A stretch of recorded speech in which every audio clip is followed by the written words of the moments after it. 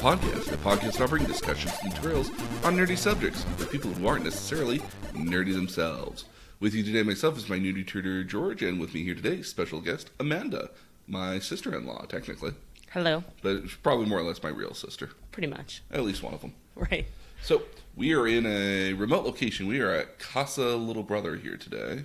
And just beyond the other side of the doors, there's two small children that are very much into cartoons. Yes. So, I'm into cartoons as well, but I have a very weird set of cartoons. They're from Japan. Yes, yeah. And I love Japanese animation, but I want my little nieces to be interested in Japanese animation as well. Yeah, we currently started diving into anime, pretty much. So I thought it was a good idea to give you a little bit of a primer so you can kind of understand what you're getting into. And I also have probably about a dozen titles of offering for you for things you could watch if you wanted to. Most of this is more or less aimed toward children for the most part. Some of it certainly can be watched by adults and enjoyed by adults. In fact, a lot of these are stuff I've enjoyed as an adult. But these are all more or less with the focus on children at the end of the day. Cool. So, as a ground rule, we always ask, what is your familiarity with anime, if any? Very minimal. Okay. I think I've seen maybe 3 movies, Japanese anime. Okay. So, have you watched the Pokemons? Yeah, oh yes. Have you watched Digimon? No. Have you watched Sailor Moon? Minimally. Have you seen Hello Kitty? Anything Hello Kitty related?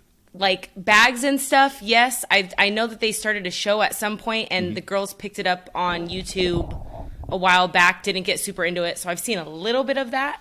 So a lot of stuff we think about as anime is actually kind of in a misnomer for the Japanese, actually. Japanese consider anything animated as anime. Okay. So it doesn't. So something from Disney and Pixar, they would still call that anime at the end of the day because it's just animation for them. Makes sense. For us here in the West, we think of anime. We think more or less as, well, admittedly, there's not a wide consensus of what anime is in America. There's a lot of people who fight you on certain ideas. Okay. But from my point of view, anime is anything that either is animated or created in Japan. Okay.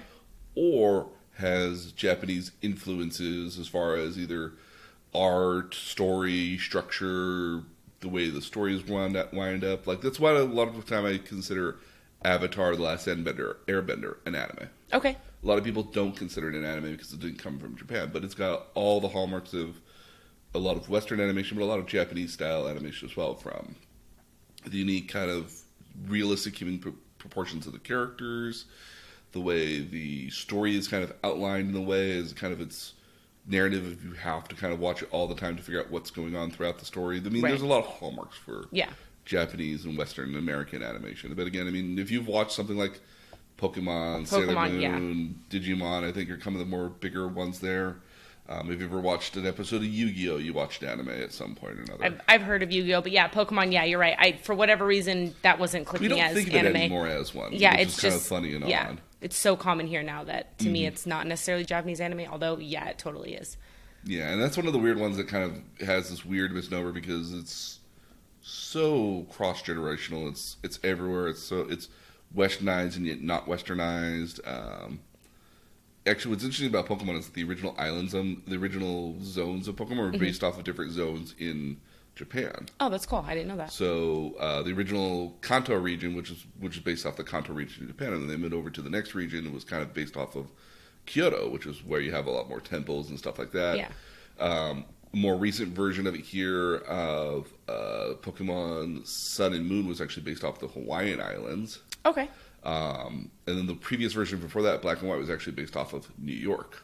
Oh, okay. Which is why you have those huge skyscrapers in the one little town. So yeah. They've been kind of a little bit of everywhere. The more recent version, I'm not sure where it's supposed to be located at necessarily, but I know it is based off of somewhere. I just don't know offhand. I haven't done the research for that one yet. Cool. So one of the things you've probably noticed about Japanese animation is that it's probably really bright and colorful. Yes.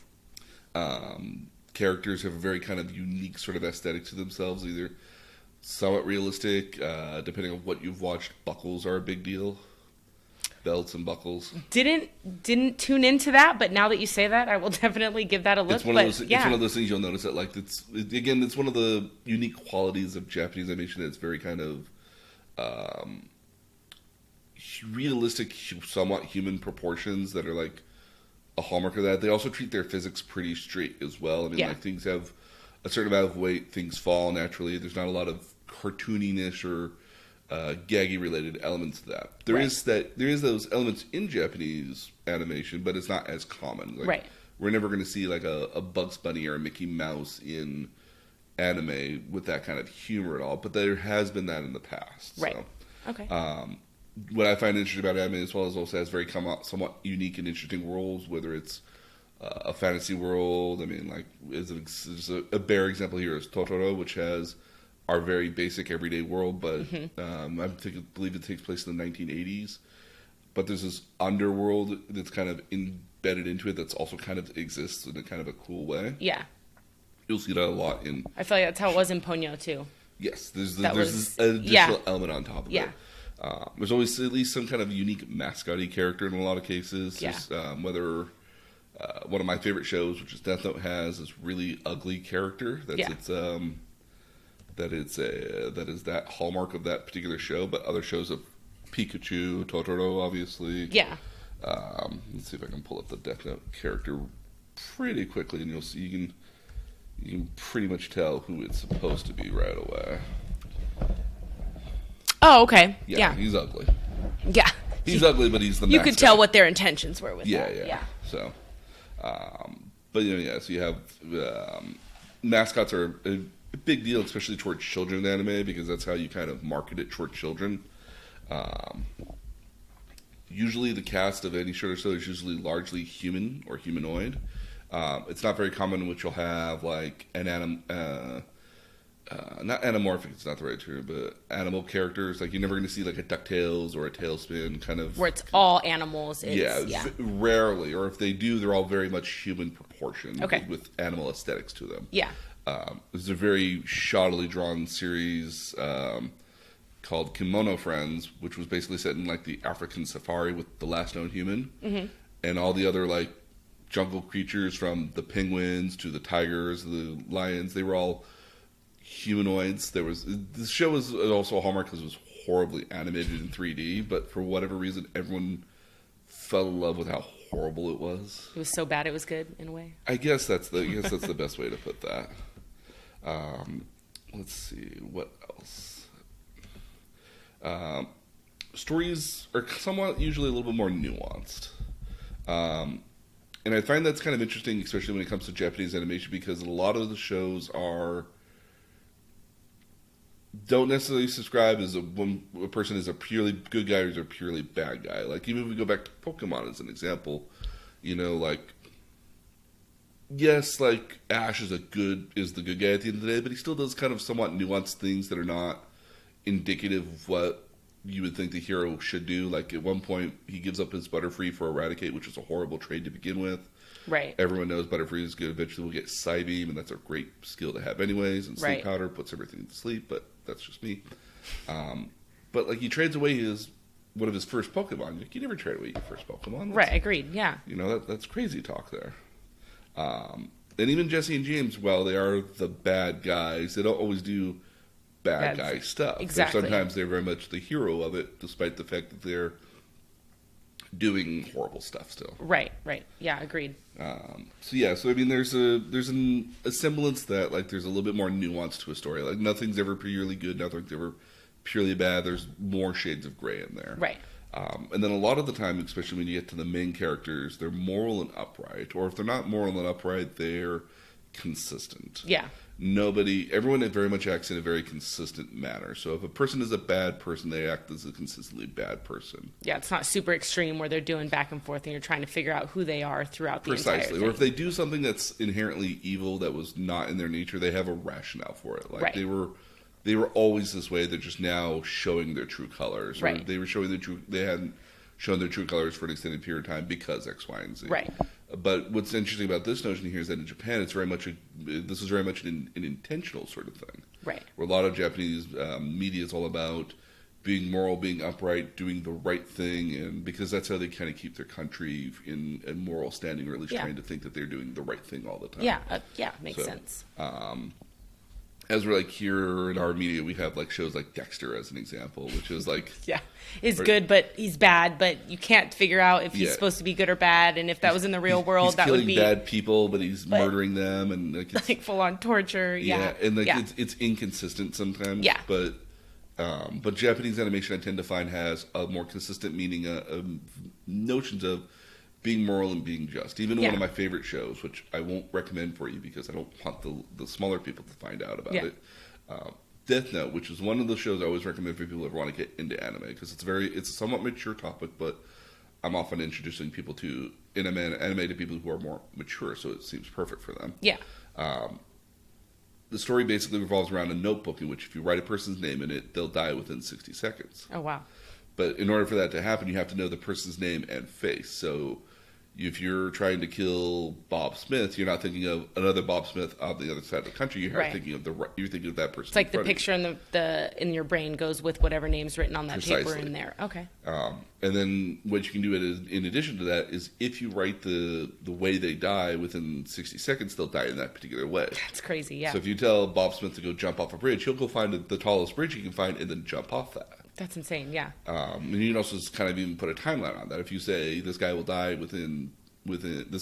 at 6 months at this date, they'll wait until they put a point 6 to months. die. Okay, so the specifics come into play when they're. And if they can't do it, they just die of a heart attack otherwise. Yeah, they just take them out. Yeah, and what's interesting about this story is that these few little notes in there end up being like the hallmark of this entire series, because basically it's about a gentleman by the name of Light, who was initially a high school student, then a college student, who has this really high sense of justice that wants to get rid of the people who don't deserve to be in society. These are the rapists, these are the mass murderers, people who have gotten off on crimes. Not necessarily people who have been convicted of crimes, but people who have done horrendous things that don't deserve to continue to live. Correct. And there's an interesting dichotomy where there's a detective that's trying to find him. And so the real kind of crux of the story is often that which is better for society, that we have vigilante justice, which is getting rid of the crime and actually is making the world a better place. Right. Or do we have a societal justice, which says we have laws and to follow stuff and like protocol that. and to decide and And that's what's interesting. But also it's interesting, even if you don't can look at that point, the Death Note itself adds a lot of different kind of cool aspects. Where Well, and is the Death Note specific to him, like to that one? Well, so long, whoever holds the book can do that. And anybody who doesn't, regardless of, you can actually even tear pages out of it, give it to other people, and have them write on it. See, that's crazy. Yeah. Okay. And again, it leads to a lot of cool and interesting sort of story things. Yeah. And what I find interesting about it is that it's so inventive and creative. We'll never get anything like that here in America. No, yeah. Well, and they go through justifying why, right? Like justifying why they think that that character needs to be on that page at that time, right? Or does it just... Actually, no. Actually, that actually becomes a secondary element to the entire thing. Okay. Actually, what actually ends up happening is that, and how best do I describe this without doing too much spoilers? So there's the detective character that's trying to find this guy. But he knows enough that you need to know a name and the way and who the person is, right, to kill him. Because if you don't know the name and you don't know the face of that person, then you can't kill them. So what he does, he literally figures out through deductive reasoning who the guy he thinks it is. He has like he calls it saying, "I have a 25% chance of believing you are the guy." Okay. That I think it is, and so he goes by a famous idol's name, a famous rock star's name. Okay. And so the notion here is that the other guy can't kill him at all, because if he kills him, he has to know what he looks like. Well, not even so much that. The detective actually befriends him. So this detective befriends Light, which is the guy with the Death Note, and basically says like, "Hi, my name is very popular rock star." Yeah. So now the problem here is that the other guy can't actually kill him, because if he kills him and he accidentally kills the rock star, well, then they'll know that it's him. But if they do kill him, well, I gave you my name and my face. Now you know who I am, and now you know. Then you can kill me. So now he's got kind of So now the story is now not just about killing, because each one of them are trying to catch the other. Right. But the story is now about, for Light, is about how do I off him without making it look like I did it. Like I can't actually be there when it happens, and I can't have my fingerprints anywhere on this at all. Right. How do I do that Whereas the other guy is like, how do I get him into a trap where he shows me that he is this guy? Yeah. So that's what's interesting about this cat and mouse game, which is Yeah. not something you find very common in Western animation. And there is a Netflix version of this that's an American version of this. Yeah. Don't watch it. It's bad. It's not that it's bad. It's that it's aiming for something completely different. Again, a lot of the first one was all about this. Was again about this morality in this cat and mouse game, and the American version doesn't play as much with that. And from a kind of a certain perspective, that's okay because where a lot of anime fans like me just want a live action version of what we saw in the cartoon. It's not. That's what we want, but it's never that. No, yeah. It's almost never ever that. And what would be great is that they actually did a Death Note movie in Japan that followed along they didn't follow the book or didn't follow the books or the anime originally at all. They completely sidestepped that. Was it good? Yes, because they kept the same feeling, they kept the same atmosphere of it. So they kept a lot of the same stuff they kept a lot of stuff that was in the books, but changed around a lot of it. Okay. And so they were able to make it in such a way that it's representative of what you're watching. Even if it's not the original thing, this is just as good. It's like a spin-off kind of it, and it was still... It still follows somewhat of the same beats, and a lot of the characters still did the same things. Okay. And Okay. a lot of the characters acted in the same way that they would act otherwise. Yeah. And that was one of the nice features of it. That's cool, yeah. So, I mean, unfortunately, I have a copy of it, but I've never seen another copy of it released anywhere else, which is kind of unfortunate. So, another thing about anime that you should know going into this year is not all anime is made for children. That's where I was having that. That's why I was asking you, like, what are some good movies? Because... Yeah, and this is part of the problem with Japanese animation is that there's a couple different demographics for that. So the ones you would like to be most interested in but are never often labeled as this, that's children anime or kodomo anime, or it's often known as kodomo muke anime. And that's kind of an age range from like 3 to 10 years old. Okay. Then you have shonen anime, which is perfectly fine for children of my niece's age, but shonen anime is kind of more meant for boys. There's some way more action-oriented sort of shows, sports shows, video games, and card game kind of shows. Like Pokemon, for all extensive purposes, is a shonen. Yeah. Yu-Gi-Oh! Is a shonen. Digimon is a shonen. Sailor Moon is what we would call a shoujo, which is meant for girls. Yeah. So it's usually girls' stuff tends to be more romantic, sort of slice of life, meant to kind of more empower, feminine. Feminine in a lot of natures. Even the art style tends to bleed into being a little bit more softer and less hard and rigid. Yeah. It's one of those things you'll see when you see it. Yeah. Comparing Sailor Moon and Pokemon in my head, I could totally see where that would fall into. You can see where one of them is softer, and you can see where one of them's not. Yeah. And shoujo is often meant for kind of a 10 to 18 kind of bracket sort of thing. Yeah. We get to now. When I say this is more meant for more adults and more mature audiences. I don't mean this as in a pornographic way. Yeah. I mean this this is a show that would appeal to somebody who is a parent. This is a show that would appeal to somebody that is in college. This is a person that would appeal to somebody who's in their 40s or 50s. It's not PG necessarily. It's more. It's aimed at an older audience. Yeah. And a lot of times it might be aimed at an older audience because it is a little bit more violent, or it's a little more graphic, or the topics that are being discussed are not things that children would really quite understand. So like these are shows that are known as seinen, which is more male oriented, and josei, which is more female oriented.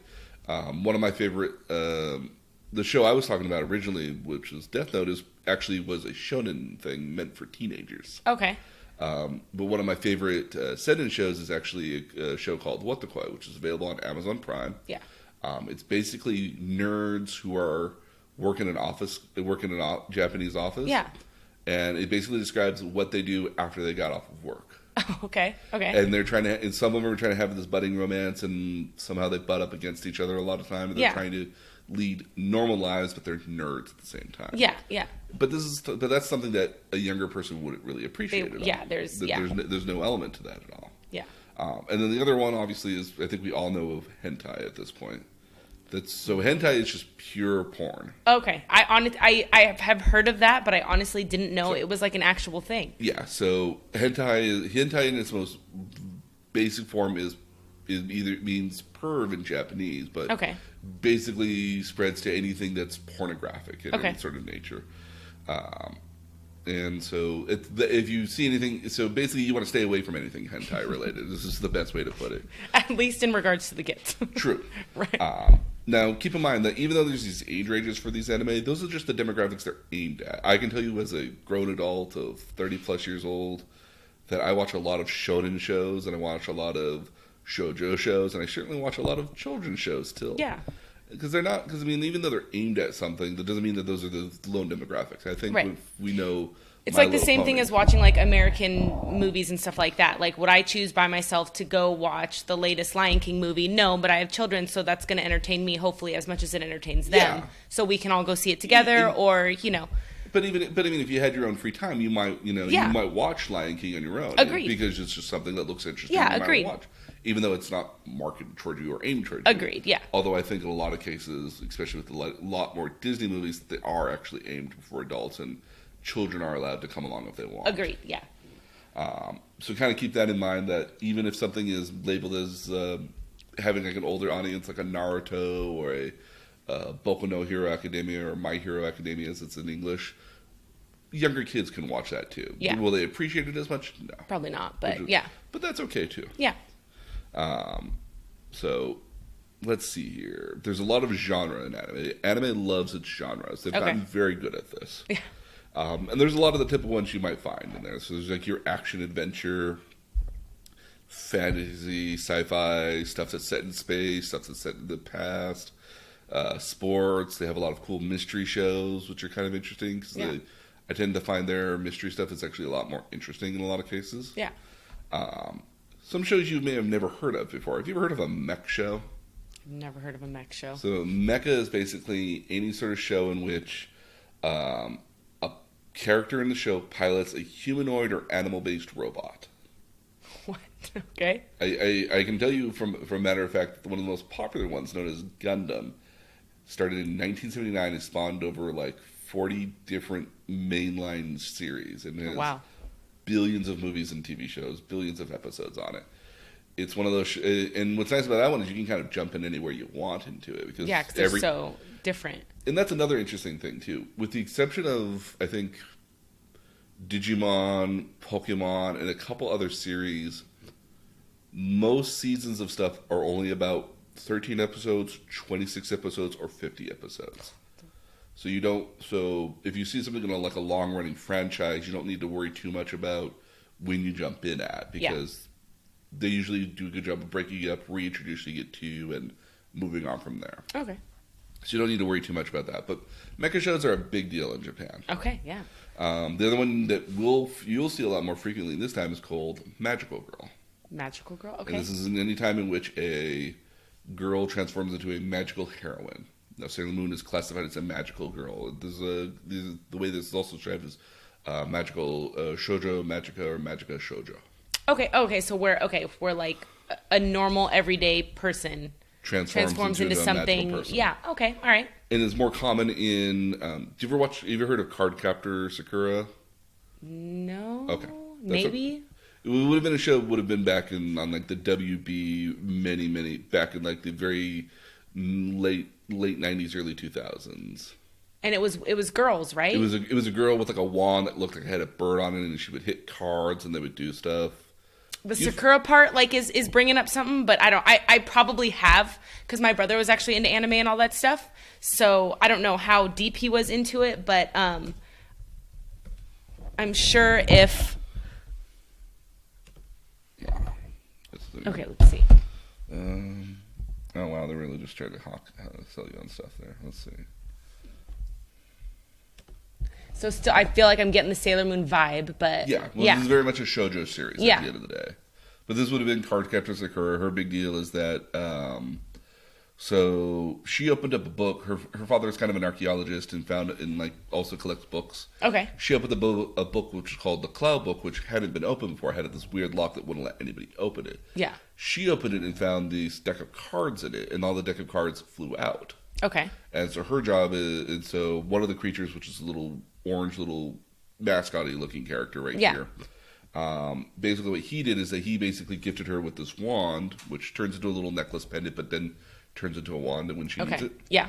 And basically told her, you have to go back and collect all the cards. And so to collect the cards, she's basically got to hit her stick. She's got to take a blank card, hit her stick with it, and the card with them, and then that traps them in the card. Okay. But each one of the cards does different things. Like one of them is like the wind, which lets her fly around. Okay. Other one might be mirror, which lets her make a duplicate of herself, and different kind of. Yeah. There's different ones of this. So Yeah. And they all differ, but the intent is that she's the heroine and she has magical powers bestowed upon her. Yes. Usually all magical girl shows require a transformation process, which is where they go from their normal mode to this magical state. Cardcaptor is one of those ones where she actually doesn't. Oh. So she's just always like that. No. She's usually in like just a regular everyday outfit or her elementary school uniform. Mm-hmm. And her really good friend is a tailor or likes to make dresses, and she makes all these very, very cape thingy, very kind of exuberant sort of dressy sort of dresses. Okay, yeah. And like as you can see, like they're very. I don't want to say girly would not be the best way to describe it, but they're all very flouncy. They've got a lot of ruffles. Very feminine, very pretty, very flowy. Oh yeah, no, again, like yeah. This again, it's something in which like you wouldn't normally. It looks like something in like an 8th grade play might have. Yeah, sort of, because it's just overtly feminine and decoratively. Yeah. That's a hallmark of that series. Yeah. I wish I knew what the girls were watching something with. I think there's like 4 or 5 different girls in it. They all have some sort of pendants too, and they hold them up, and they have powers, and they do their transformations. Was it on Netflix? Probably. I think so. So they were watching Glitter Force. Yes, that's one of them. Yes, that's which is another magical girl show, which is actually on the list of stuff to watch. Yeah. So. Yeah, and I've seen a couple of those episodes. They're decent. Yeah, there's nothing wrong with that. Yeah. The next one I would recommend here, the next one that would probably come up more common in Japan is going to be card games or shows that are actually based around an entire game or board game, video game in a lot of cases. Yeah. These are usually promotional tie-in sort of stuff. The only reason originally was actually kind of interesting that the Yu-Gi-Oh card game that we know actually started off as a manga, so a manga in Japanese is basically the comics. Okay. So the way Yu-Gi-Oh originally started is that kind of the same way the version in the anime version started, where Yugi finds this puzzle, he puts it together, and he gets inhabited by an evil ghost. Okay. Well, the evil ghost beforehand would just play games, whatever games were around. So this might be a board game, or it might be a card game, or it might be, simply as a game as like the bean that's underneath these 3 cups. Which is it? Yeah. And the reason he did this is that the evil spirit was actually punishing bad people. Okay. And eventually in the game they created a pseudo card game, which was one of the games they played. It was really kind of popular, so when the manga ended, one of the hallmarks was that, wait, this card thing was actually really popular. Why don't you redo the comic but have this card game as the main focus? Okay. So they ended up creating this entire card game, and that's Yu-Gi-Oh! As we know it now. Okay. So the card game actually came out of whole cloth. Yeah. But all the shows that are related on card games, video games, or any sort of gimmick sort of stuff is usually meant to sell you on it. Have you ever heard of a show called Beyblades by chance? Yes. Yeah, that's all to sell these Yeah. top thingies that Well, fight. isn't Beyblades an actual toy you can actually buy? Yes. It's a toy, but isn't it also a oh no, that's not Beyblades. The one that's the actual game on like not the PlayStation, but it was on Xbox or something where you had to buy the little characters. Was that Beyblades also or no? There's probably like a version of it out there probably. Okay. I mean, this is a numerous show that's gone on for years. It's very popular with children's stuff because it's very good to aim it at children. Yeah. Used to be a set of laws called not the Hayes laws. There were basically a set of laws in the early 60s and 70s that came out, which was basically that you couldn't advertise to children. Because the notion was that children are very susceptible and to influence. Yep. And they didn't want children to do things based off of what they saw on television, because television would be a corrupting matter. When we get to the 80s, those laws got revoked. And again, I want to say it's the Hayes laws, but I'm not 100% certain on that. I just remember there was a set of laws that got basically Congress ripped out those laws in the mid 80s. And basically that's where you get a flood of TV shows that are cheaply produced but meant to sell toys at the end of the day. And this is where your He-Man, your Teenage Mutant Ninja Turtles, your basically almost anything from the 90s. Yeah. Everything from the 90s. Everything had toy. toys. Yeah. So these were all those shows came from, because you could advertise to children again, and so you could do all this sort of stuff. Yeah. Rugrats, all that. So everything had backpacks and clothes and toys. Well, it's not to say that like a show like Rugrats didn't have clothes or toys or anything like that, and it wasn't to say there wasn't toys for children's shows back then, but you weren't allowed to advertise it to children, right? And because then if children knew there were toys for like that, that's all they would ever ask for, right? But one of the major reasons also for this was also that smoking ads were still a thing. Okay. And so you would have ads on television that were for smoking, and you didn't want to advertise that to children. Yeah. So there was a reason for those laws, but Japan never had those laws. Okay. So they were just able to freely do this whatever. all the time. Yeah. Actually, what's kind of interesting is that one of the people that don't do this as often as you think they might have otherwise done it, Nintendo. Nintendo doesn't do a lot of advertisements for their properties through TV shows at all. Right. It's actually kind of somewhat rare. Like, we're more gung-ho to do it here in the West than they are than to do it there in Japan. Yeah. But I think that's a lot because Japan's just like, we know what we got. Yeah. We know it's good. People are going to buy it. We don't know need people to. are going to buy it. We don't really need to advertise this. Yeah. So it's not common to see, it's very uncommon to see like Mario or Zelda, with the exception, I think, of maybe Pokemon, which is its own separate thing. Yeah. You don't see a lot of Nintendo franchises being advertised through multimedia at all. Yeah, makes sense, yeah. Another show which comes up very frequently in Japan is going to be what they call a slice of life. Okay. And contrary to what you might think this is, it's a show about nothing. Okay. And I don't mean that to be in a negative way, but it's basically just saying taking a slice of somebody's life and watching it play out. Okay. So a popular show that my niece was actually watching, that I starting to watch over the weekend, was a show called Count, which is also on here as well. Mia's obsessed with that right now. Yep. Yeah. That's what we would consider a slice of life, because it's just people going through her they're life. just going through life. Yeah. And they're not doing anything special. They're not doing anything unique. It's just what she does. That just whoever that character is and whatever that character does. And it might have a theming as well. Like, it might be about like children, or in this case, it might be teenagers trying to start a band, or it might be teenagers trying to create like their own comic or something eventually. But it's just a slice of life. There's no special powers. There's no inherent goal at all beyond. It's just what that person's doing, and also just watching their lives play out. Yeah. This is a popular version. This is a popular thing in Japan. Okay. Another popular one in Japan is also is all about school and or work.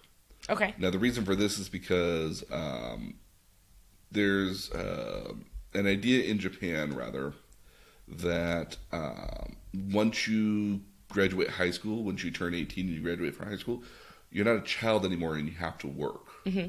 You have to immediately go to work. If you're not going immediately to work if you're not going to a trade school, if you're not going to college for higher education, you're going to work. That you go to work right away. And that might be apprenticing at like a sushi shop, or it might be becoming a waiter, or it might be something as simple as driving a taxi or something. But you go immediately into work. So it's often thought that, especially for students in high school, that high school is the last hurrah where you can still kind of be a bit of a kid. You can go and have these amazing adventures before you settle down and get a job. Yeah. Ending high school is basically transitioning into your adult life. So a lot of shows are based around high school. I can't tell you the number a lot of shonen is based around high school. A lot of shoujo is based around high school. I tried to not pick a lot of series that were based around high school, but that's what happened. It happens. It's just a genre that comes around there. The one that will come up a little bit more frequently in Japan more often, especially aimed toward girls, is shows called idol shows. Okay. So what's big in Japan, and I actually really want to find somebody who actually knows this a lot better than I do to educate me on this, because I find it fascinating, but I hate it so much. Just can't get into it. I can't find a way to get into it. Now, you remember the Backstreet Boys, NSYNC, all these boy bands that came about in the 90s? Teeny boppers, yeah. So I want to let you know that there's a version of that in Japan. I know. Yes, I know. I don't know anything about it, but I know that exists. It's in Japan. There's both girls and girl units. Yep. And it's this whole phenomenon. It's this giant thing. It's everywhere. And there's a metric s ton of this of anime shows in Japan. Okay. There, as an example, one of the most popular versions in one of the most popular groups is a group called AKB. I don't know what AKB stands for. I think I've heard of them. It's AKB48.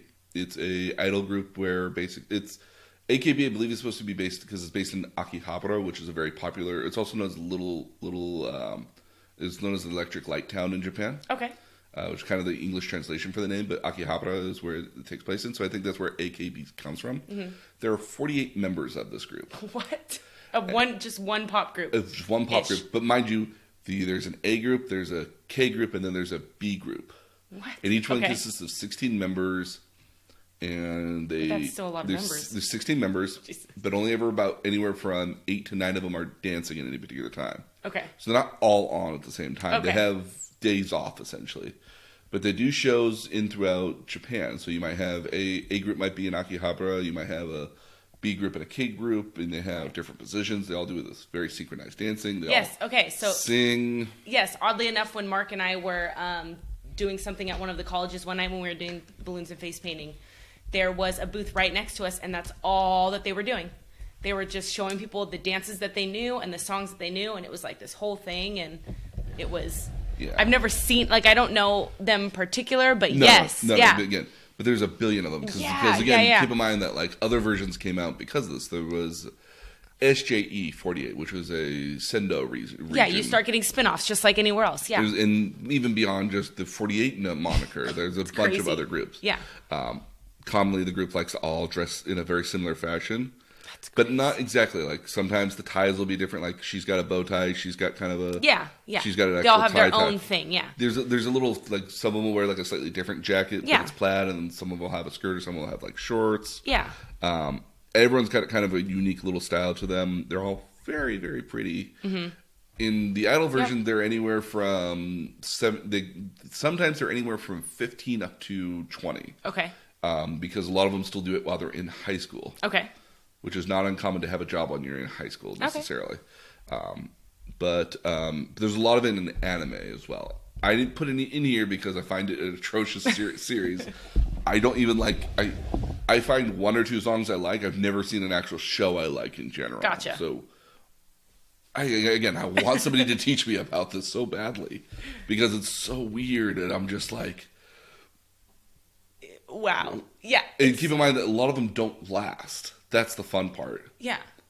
There was I've read about a version that was one of them that was they were girls that were homeless. What? And they just put a group together and they put a group together, and it lasted for 2 years, and a lot of us assumed they were never actually homeless. Oh, okay. They just use that as there was that happened here too, though. Besides the big ones of NSYNC and Backstreet Boys and Spice Girls and stuff like that. I don't know if you remember Bewitched or I can't even think of 98 Degrees. You know what I mean? 5. And they were just kind of around for a year or two, and they kind of trickled off. They came out with one album and never ever again. Never, yeah. I think the only one that actually still exists for this notion here would either be 98 Degrees, which is barely together. Yeah. And Backstreet Boys, which is actually still very much together, still recording. And still minus one or two here or there. And then no. All 5 of them are still together. Still doing it? Yes. Oh, that's crazy. Kevin at one point left. But came back. And he went on to Broadway for 4 or 5 years and then came back. Okay. I know, right? Who would have thought? Okay. So idol shows are big in Japan right now. Yeah. I don't recommend them. I find them very weird, but they're very popular. I don't know. Yeah, and again, I know what you mean, because anybody who knows anything about this doesn't even just know about it. It is their life. It becomes their whole being for that time. And you have you have a favorite dancer, you have a favorite singer, and that's there will be people who will wait in line for hours or days to see them, just to have them come in. They're known as stalkers. No, quite seriously, they're stalkers that have actually stalked their idols and have either been arrested or, unfortunately, some have been hurt by them as well because they get rather obsessed. Yeah. Keep in mind that in Japan, when you learn to go do a job, you go to learn that one job, and you never do any other job beyond that. Yeah. It's not like here in the West where you can switch every 18 months to a couple years if you're like you start in one place and then you move on to something else in a lot of cases. Like especially in a lot of cases, like if you start as a sushi apprentice, you continue with that until you become a sushi chef. Yeah. Or until the sushi until the head chef decides you're no good, get the hell out of here. I don't want to apprentice you anymore. Yeah, which exactly. happens too. Yeah. But notion being like, as an example, like if you work on cars for like ever. Yeah. Like you might move into management eventually, but your primary profession was always like, I know what it takes to put back together cars and do maintenance on cars. Yeah. It's not like here in the States where like you might work at a hotel for like 2 or 3 years and then move on to working at like a desk job somewhere else and then move back into working in like something else. That's in Japan. Basically, you have one job and you continue with that job forever. And some people have often been lifers in companies in which they've always been just at like the second or third rung on the ladder. They got to their entry position, and they're on the second or third, and then never move on from that. They're just in those simple positions for a long time. Yeah. The other show, which I find the best show in Japan right now, is what they call healing anime. Okay. Healing anime is just relaxing and heartwarming. There you go. Makes you feel good. You just watch it because you just want to feel good. My favorite one of these is a show called Lightning. What is it called? I want to say it's Lightning and Honey, but I know that's not the right. But I know that doesn't make sense. Oh no, it's Sugar and Lightning. Sugar and Lightning. Yeah. The best way to describe Sugar and Lightning is Sweetness and Lightning. That's what it is. My apologies. Sugar is close enough. Close enough. I knew where you were going for there. Basically, at the end of the day here, it's a show about a dad learning to cook for his daughter. Okay. The daughter is like 4 or 5 years old. She is like, her hair is this absolute disaster of like everything everywhere. Uh-huh. The mom recently passed away like a year or so ago, and he wants to cook good food for his daughter, but they've been over the last year. He doesn't have time to do that because he works an office job. And he really figured out that like she likes really good food. Yeah. And they've been eating a lot of takeout food and frozen food, and so he ends up meeting this high school girl that parents own a restaurant, and she agrees to teach him how to cook food. Okay. A lot of the adventures revolve around him learning how to cook the food and trying to find family time to learn how to do this because he wants to do this for his daughter. But then adventures of his daughter, which is just like, if I can find it real quickly, I will show it to you here. The cutest thing in the world is basically, let's see is basically this little girl. Literally comes up. The only reason I didn't get this for you, I really wanted to get this one for you, is because it's all everything I got for you today is all in dub. So everything I'm going to recommend for you is all in dub. What's dub? So there's 2 types of way you can watch Japanese animation. There are subtitles, which are all in original Japanese audio but have subtitles at the bottom, or they're English dubs. Okay. And I find English dubs, especially for people who are trying to get into anime, is a lot easier way to get into it, because if you're not quick enough in understanding how subtitles come up and where they'll pop up at, and how quickly to read them, like it's something you have to train your brain to do. Yeah. Like I know I can like flash my eyes at the screen, read the subtitles super quickly, and then follow along with the narration. Yeah, yeah. So I'm going to put this on our website as well, but I'm going to play this for you here because you're going to watch this and you're just going to. Hold on just a second. I forgot to turn off the volume. Oh, stop. So I'm just going to turn on the volume here real quickly, and you'll see why this is just the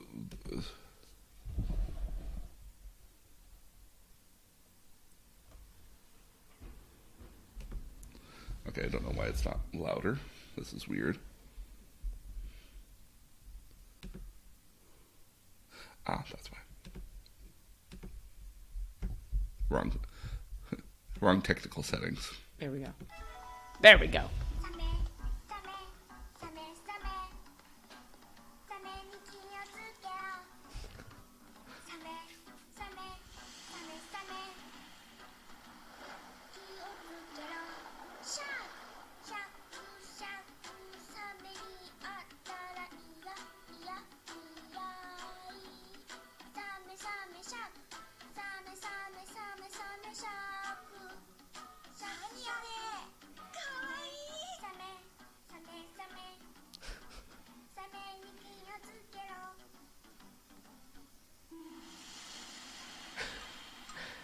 That's awesome.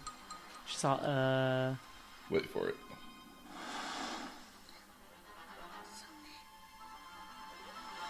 サメに気をつけていくよせーのよいしょ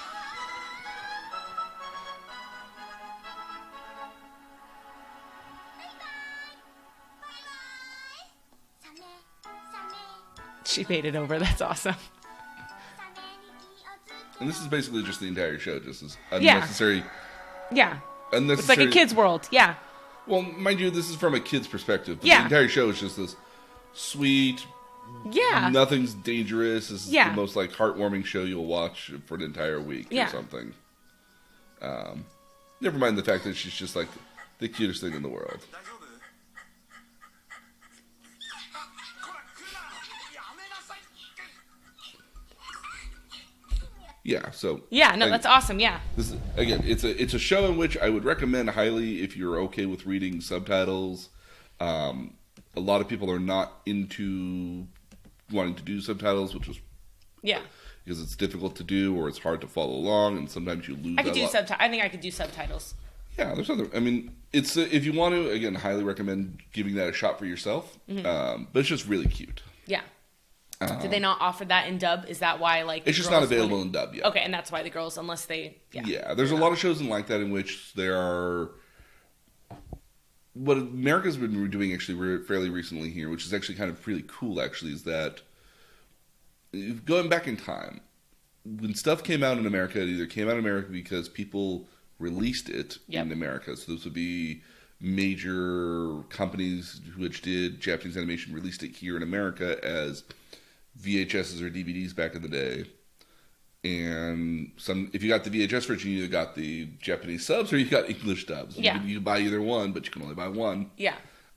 Because again, they were still like $25 tape sets. Yeah, so for you're like- not, yeah. And $25 tape sets for like 2 episodes, which was like, Crazy. yeah. I remember one of my favorite series, 26 episodes, so I'd have to buy 13 tapes at $25 a pop, which was No. almost, yeah. Yeah. It's almost like $500. $250 or something like It that, was right? almost $500. Oh my God. Yeah. And this is before you even get to the movies. Yeah.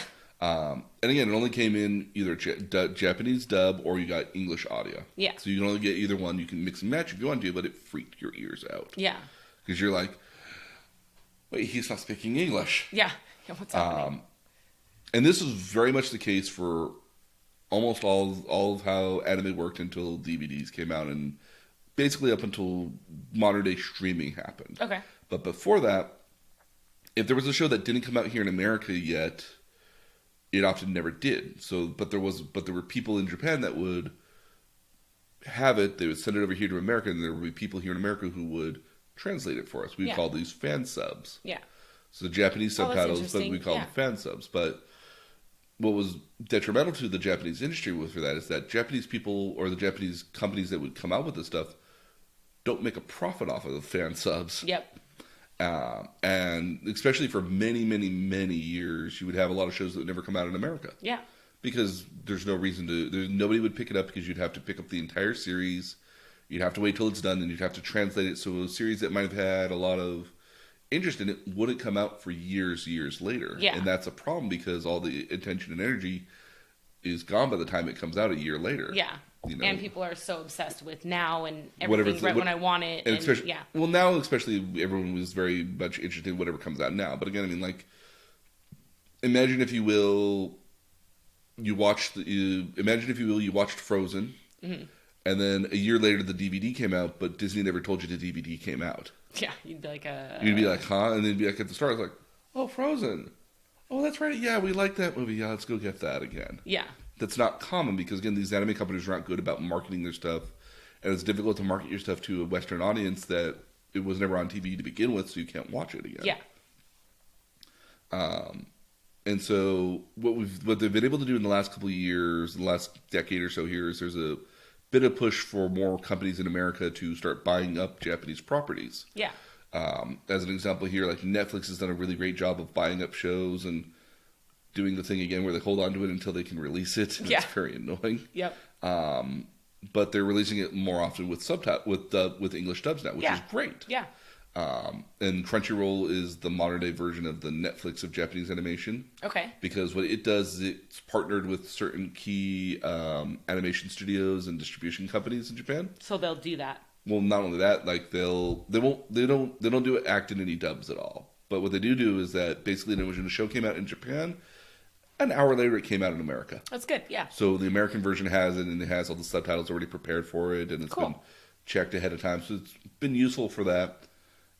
Because when people want to pirate something, they'll pirate it because it's easy to do it. Yeah. When it's easier to pay for it, people will pay for it. And Exactly. especially with Crunchyroll, you can pay through it either with a monthly subscription or by watching ads. Yeah. And otherwise, if you watch it with ads, it's free. But you have to watch the ads. Yeah. And then Commercials come back. And they always happen when the ads in the Japanese shows would happen because Okay. usually an ad midway through and then nothing else after that. It's like commercials, yeah. Yeah, so Welcome back to commercials for free or pay to have the commercials gone. Precisely, yeah. Yeah. It's very much the YouTube model right now, where Yeah. like you could buy YouTube and get the premium version of YouTube with no ads, which every day I get closer and closer to having to do. But you're just like, no, Don't do it. You can get by. You Instant can gratification. You can wait 10 seconds. You can wait 10 seconds. You can wait 10 seconds, or you can wait 15 seconds, or you can just mute it and look at something else and Yep. come back to it. It's like, Yep. So companies like Netflix, Amazon have done a really great job of purchasing anime and then translating it and making it available for their companies. Hulu's done this as well. Yeah. Funimation, which is another premium one, they've been the ones that have actually been doing they've been doing English dubs, trying to get them out within about a week after the original show aired. Okay. So they've done a really great job of that. And I find, and again, for my personal taste, I've been enjoying dubs more frequently because you can do more things while doing dubs. As for subtitles, you got to watch it. Yeah. So children's anime, kind of like American animation as well, mostly during the mornings. Yeah. Which is kind of interesting because you think like, when do you think the most popular shows in Japan air? At For night, anime, right? and yeah, Oh, for anime? for God, I for don't even know. cartoons, Like midday, like, right? Like, that's where nighttime. and not just any nighttime. I'm talking like 8 p.m., 9 p.m., 10 p.m. The Yep. premium slots on like a Sunday or a Thursday. These are when the prime shows air at. Yeah, that's great. Yeah. And that's just how big these properties are. I mean, like, there's a show right now that's, I think, on episode at least 500, if not more, probably more, called One Piece. Okay. I hate One Piece so much. Not because it's a bad series, it's just Yeah. I can't get into the art. I can't get into the art look of it at all. Okay. They'll spend years on one like couple hours of a day. Yeah. Boggles me so much. I hate that so No, much. Yeah. But it's been around since its original manga. The comic book version of it started in 1998, 1999, Okay. and in 2001 they started animating the series, Okay. and they've been animating it on a weekly basis Oh, God. since 2001, and we're now in 2020. Yeah, so there's a lot. Yeah, and again, 50 episodes a year. They count out like 2 episodes for holidays usually. Yeah. But an episode every single week for the It's a long last time. 20 Yeah. years. Yeah, Yeah, that's a long it's time. a lot. It's a lot to find and catch up with, Yeah. and it's not easy to catch up either. No. It's one of those weird shows you can't just jump in the middle without having some understanding of what's happened already thus beforehand. It's Yeah. hard. That's crazy that it's stretched that far and it's like that. Like, it's where you can't there- just jump in. And the worst part about it is there's no signs of stopping for it. This It's is just going to keep going. It will. I mean, like it's been the number one show in Japan. It's been the number one comic for years and decades. And what's the, like, plot? Like, what's the main... Pirates. Oh. So, like, people are here are obsessed with zombies and the apocalypse, and everybody there is obsessed with pirates. Well, I mean, this one show is. So the world of One Piece is basically this notion that there's a guy named Gold Roger, Yeah. who was known as the Pirate King, and he had this huge treasure that he left behind, and he was captured by the world government, which doesn't like pirates. And on his execution, they asked, do you have any last words? And he basically told the surrounding populace around him that was like, I left all my treasure, and I left all, anybody who can find my treasure can become the Pirate King. And I left it all in one piece. Okay. And so basically, what that is, it started the age of pirates, and so all these people that anybody wanted to become a pirate And find this treasure. and basically find this treasure to become the pirate king. The story And- itself follows the character named Luffy, who is a very eccentric young man. Yeah. In the world, they have these special fruits Okay. that they call curse fruit. And basically the notion is if you eat one of these curse fruits, you take on certain characteristics and properties. Okay. So you might eat a fruit that turns you into fire. Do you know what you're No. getting before you eat it? No. Often, no. I mean, Okay. and the best way to describe it is there's only one version of this fruit ever at any given time. Okay. When a person eats that fruit, the fruit lives in that person until that person dies. And then when that person dies, that fruit magically respawns in the world So it's somewhere like else. it's like your forever fruit. Like it's not like you could have one fruit. Could you eat a second fruit? You can. It's only ever happened once because these fruits are very, very rare. Okay. But usually anybody who's going to have a special power in the series has probably eaten one of these fruits. Okay. It's like it's basically the instant way to get up to like pro level pirate. Okay. Is the best way to describe that. Yeah. In Luffy's case, Luffy ate a fruit that. So again, going back, like you would know the fruit exists and what the fruit looks like because somebody might have documented it in the past. Yeah. So if somebody's documented it in the past and you see it again, like, oh look, I have a book.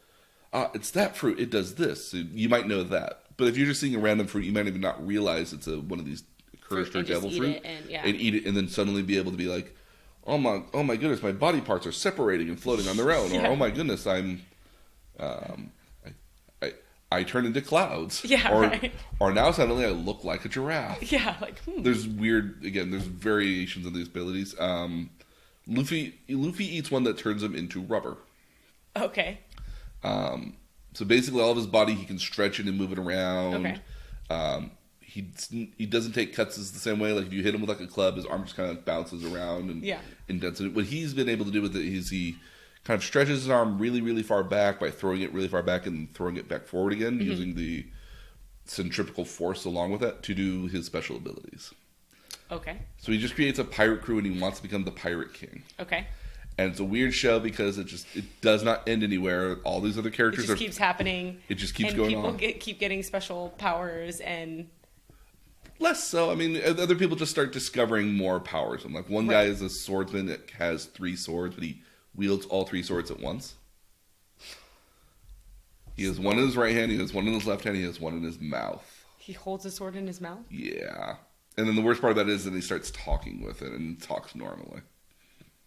Yeah. I know, right? Yeah. Yeah, little things like that. I just. Yeah. There's a cook that only ever attacks using his feet because he doesn't want to hurt his hands because that's what he cooks with. I feel like these are such like very specific but such odd. Don't worry. Like- These characters are all bizarre on their own particular level, but they're such endearing, well-beloved characters in Japanese media.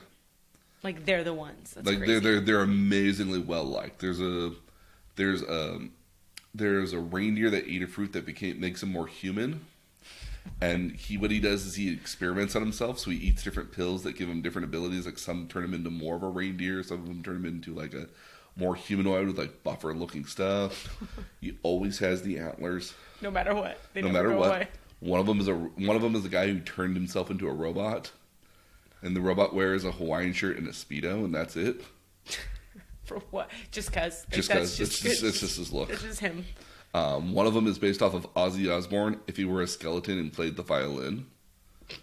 Okay. I know, yeah. I such randomness. describe it to you, and it seems bizarre, but like, you live with these characters long enough, you're just like, Okay. yeah, that's Luffy, that's Zoro, that's Reindeer Man, that's a skeleton dude, and the guy with the Speedo and the Hawaiian shirts, it's an android that shoots soda out of his hand as special powers. His name is Frankie. Like just like cans of soda or just like straight up soda? Like, soda's like a unique property. It's not like soda we would drink here. It's like Okay. it's like a sugar water. It's like a power source, kind of, I guess. Yeah. Again, I Yeah. could describe One Piece to you as a long running theme, and you would look at me every single step along the way, much as you were just What? like, what? Yeah. No. Yeah. Really? That sounds like a. Why? And it's hard to believe that just continues and Oh, it continues. just keeps and going and going. And again, the worst part of it is too is that, like, one day could last like hundreds of chapters. I couldn't do that.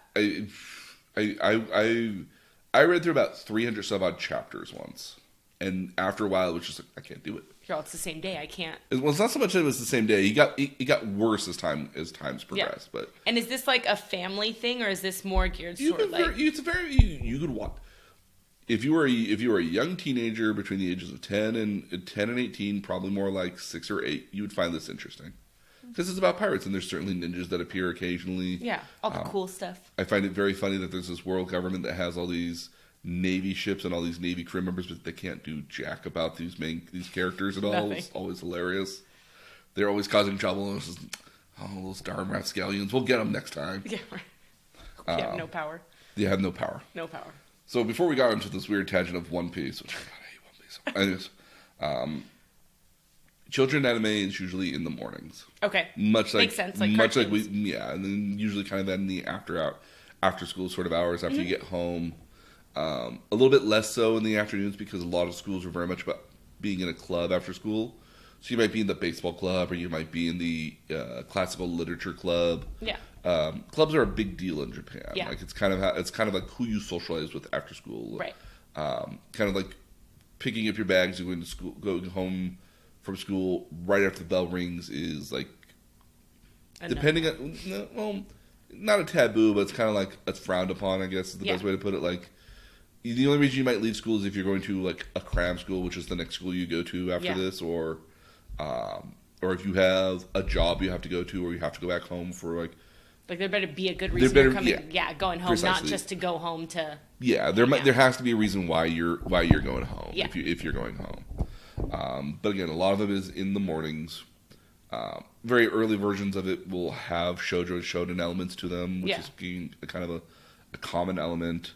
And again, I mean, I watch Pokemon still. Yeah. The new ones are very weird. Sun and Moon is They are. very bizarre. I'm going to agree with you on that one because I remember watching it the first couple times because Nina picked up on it a lot, and I'm just like, wait a minute, what? Like, I like the spaghetti-ness of the characters now. I just don't appreciate the character designs as much. I just don't like them as much. I will back you on that one. And I feel like they've gotten to the point of where they're just like, they've got some dice they're rolling out there where it's like, all right, this Pokemon's going to come off this dice with this dice's name, and it's got to have this color in it somewhere, and here we go. Like, there's no... Well, again, the process to create a Pokemon takes months. I agree. I'm pretty sure that, yes. But at the same time, I'm like... They call it like leafy, and it's just like a leaf with like I'm like that. Again, I mean, what's been more interesting is that keep in mind that Pikachu is the original Japanese name for it. There's a lot of Pokemon which don't share the same name in Japanese as they do in America. But as we've gotten more Americanized with this show, there's been a more of a desire, especially in the Japanese media, to, especially with the Pokemon Company now, is to name these characters names that would be that you could have named this name in Japan and have that crossover here in America. To something at least similar. Yeah.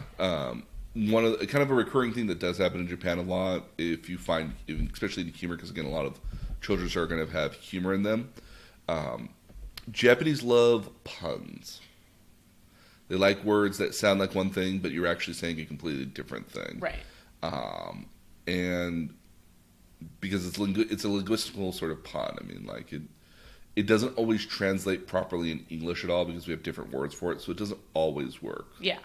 So sometimes something that might be funny in Japanese, like he said toilet, but he really meant to say a paper cup, but he meant toilet instead, and I was like, what? Yeah.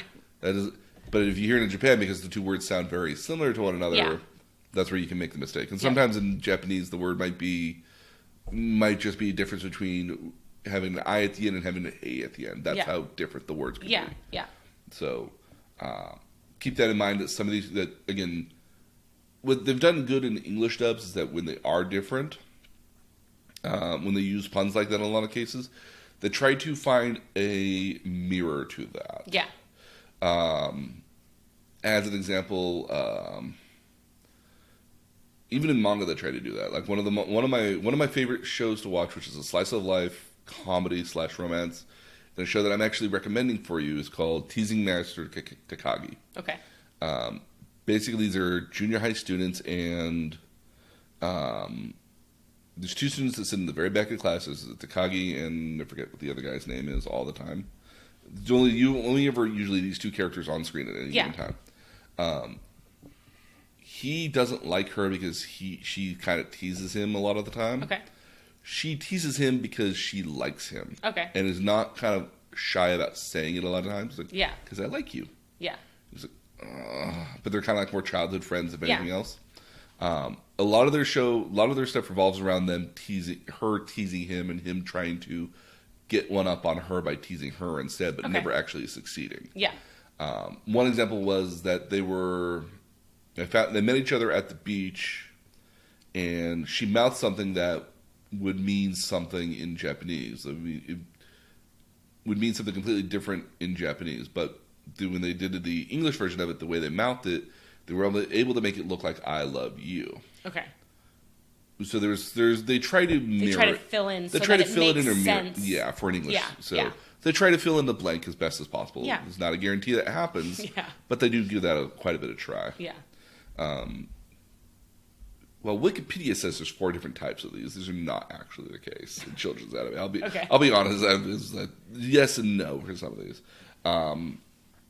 So a couple different types of Japanese animation, children's anime, either revolve around one of 4 different kind of notations here. Okay. One of which is obviously shown as a guy versus girl sort of aesthetic. Okay. So they call it Joji Muke, which is kind of like a young girl shows that are meant for younger girls, like Hello Kitty. Yeah. My Little Pony would probably fit in that kind of demographic there. Shonen Muke, which is kind of meant for young boys. These are again going to be like your Yu-Gi-Oh, your card games, shows that are more based more toward kids. Yeah. Those other type is obviously going to be kind of stuff that's kind of originally Japanese sort of stuff. Then again, these are going to be shows that they're going to have humor. They're going to be the weird kind of puns I was telling you about here just a second ago. And then there's, oddly enough, that Japan loves to readapt Western stuff. Okay. Particularly like folktales, stories, stuff like that. So a lot of times they'll base it off of, like they've done like Beauty and the Beast and there's a Hansel and Gretel, shows like that. Like they love to, they either like to use that as a framing point or just redo those shows in some cases, or or put a Japanese spin on it. Like as an example here, and Disney will say that this is not the case, but Lion King is a ripoff of Kimba the White Lion. I've heard that before. So Kimba the White Lion is was a Japanese property that came out in the 80s. Was basically this lion that was white. Yeah. Was ostracized because he was white, and then came back into the fold years later when he became an adult. Okay.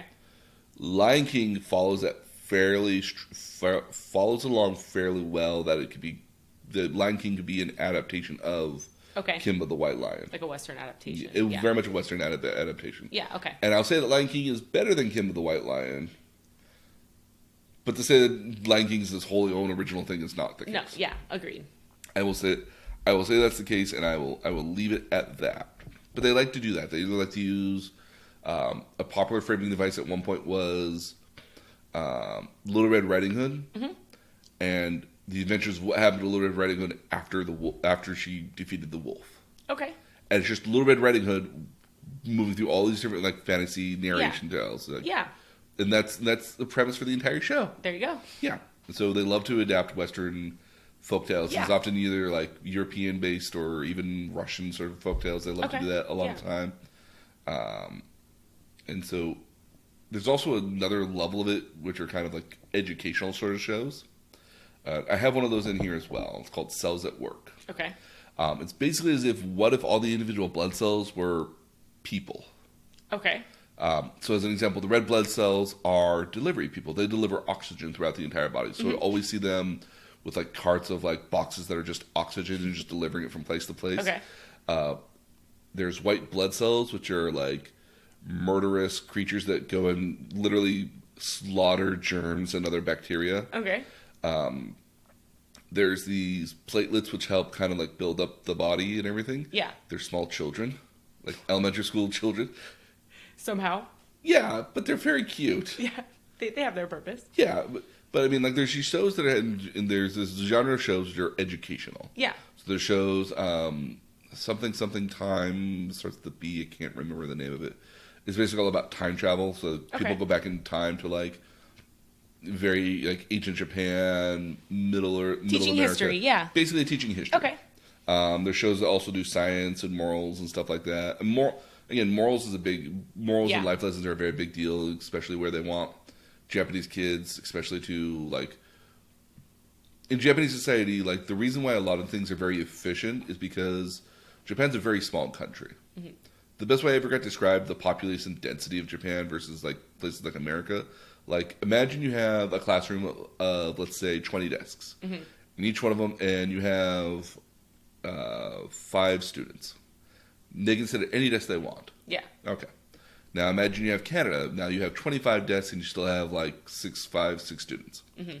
Now imagine Japan, you have 10 students, but you only have 1 desk. Yeah. That's kind of how the population density of Japan is in a lot of cases. That's crazy. So it's one of those things going into Japanese animation and just Japanese culture in general is that they're efficient on their space. You know, Mom will tell you that we went to a lot of shops that were no bigger than the nook of this small room right here. That it's crazy. And they're just piled up everywhere on every single side. There's room for enough people to go down one way, and if you're a big person, it means you are the only one going down that way, and that happened to be a number of times. Yeah. But again, they're very efficient. So again, like people will live in a room that's no bigger than maybe 100 square feet, 200 square feet, and that'll also include the bathroom. Yep. And they won't even have a bed or a desk at all. What they'll have is they'll have a futon that they'll take out from the closet, put on the ground, and then they'll just have like a table that they sit at. It's very purposeful. Whenever they're doing something, they've got reason behind it. Yeah, or rather, the spaces take up multiple functions. Yeah, agreed. A lot of cases, like they don't have big kitchens like we have. Like if they have a refrigerator, it's like a dorm-sized small refrigerator. Yep. They might have a burner, but that's the only thing they have in there. And a lot of places actually only have just the one burner. Finding 2 burners is like a big deal. Yeah. And they're very efficient. Japanese people are very efficient about their space because their notion is that if I don't need this much space, I take up as minimal space as possible, so I don't bother other people. Japanese very much a society about not bothering other people, which seems very weird watching Japanese animation because they're constantly bothering other people. Right. They're constantly doing stuff that you wouldn't do normally, like on trains. Like you don't talk on trains. Yeah. Because there's people on trains that literally sleep on trains, and it's actually a sign of endearment if you sleep on a train because you were working that hard that you need to sleep on a train. Yeah. And you just don't talk on trains because if everyone was talking on a train, it would get very loud and you would be just bothering people. Agree. Yeah. You're not even allowed to take phone calls on a train. You can. It's just everyone kind of stares at you, kind of like you're crazy. Yeah. And if you talk in a whispered voice. Yeah. You're quiet about it and you're not loud about it. Yeah. Very hard for me because my voice carries. Yeah. It's very much a society of not bothering people. Yeah. And again, I find that very funny in Japanese animation because it looks like people are constantly bothering other people all the time. Yeah. But that's just one of those things to know. Yeah. So, as we do with every podcast, there is homework. Okay. And for this, rather than giving you things you have to watch, I decided that because I would rather actually have my nieces watch this first and see what your reaction is to this for them watching this. Yeah. Because I think that would be a lot more interesting for our conversation. And your opinion on this is absolutely valid as well. Cool. I have a list of stuff for you. Cool. And some of this is available on Hulu. Awesome. And other stuff of this is more on Netflix. I've picked a lot more stuff off of Netflix because I know it has Japanese dubs. Yeah. I don't have Hulu back at home, but I know that these would have English dubs. I'm cool with as long as the girls get the the dub part of it. We should be good. If they're watching with me, I can do subtitles, so I should be able to be fine. But I'll look because we have Hulu and Netflix. So yeah. So some of the shows I gave you here. So I got you Sailor Moon Crystal, which is the newest version of Sailor Moon. If you watch the '90s version of Sailor Moon, its animation doesn't age well. Okay. So the Crystal version is a more recent version that came out in the girls will love 2010, 2011, give or take. Yeah. It's an example of a magical girl show. Yeah. In this case, a magical schoolgirl. Yep. I got you Cardcaptor Sakura. Now there's a more recent version of it as well.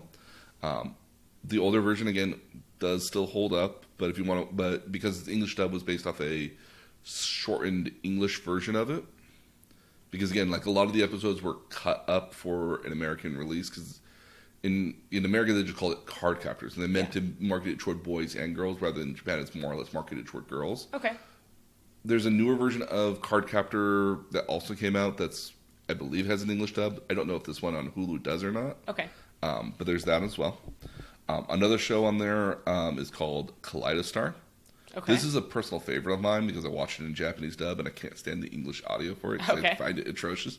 If you get used to it, eventually you kind of ignore that this voice doesn't look like it should be coming out of that mouth. Yep. There's I a have that couple of problem. that. Yeah. Okay. Kaleidostar is interesting because it's what if Circus Soleil, the anime. Yeah.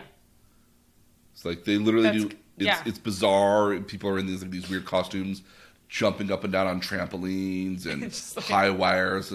It's bizarre when you. It's interesting because it's like a very toned down version of Circus Soleil. Yeah. But it's basically Circus Soleil, the anime. Yeah. It's very cute. It's very heartwarming. It's Yeah. lovely. It's excellent.